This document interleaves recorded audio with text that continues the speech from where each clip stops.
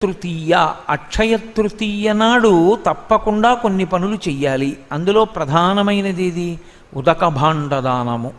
ఉదక భాండదానము అంటే కొత్త కుండలో లేదా కూజాలో శుభ్రంగా కడిగేసి ఒక 2 రోజుల ముందే దాన్ని కడగాలి. ఎందుకంటే మీరు ఆ రోజే నీళ్లు పోస్తే మట్టి కంపు వస్తాయి. అవి 2 రోజులు నీళ్లు పోసి ఉంచితే ఆ నీళ్లు వంపేస్తే ఆ కుండలో ఉన్నటువంటి నీళ్లు తాగడానికి యోగ్యమవుతాయి.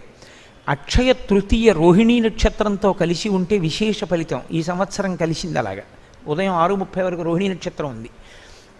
అందులో కొద్దిగా పచ్చకర్పూరం కలిపి వాసిని కడతారు. వాసిని కట్టడం అంటే ఒక కొత్త రవికెల బట్ట కడతారు. దానికి కట్టి ఈ ఉదక భాండాన్ని పట్టుకెళ్ళి బ్రాహ్మణులకు సత్పురుషులకు ఇస్తారు. ఎందుకు అలా ఇవ్వడం అని అడిగారు.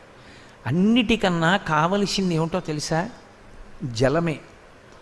ఇక్కడ నీరే అవసరం.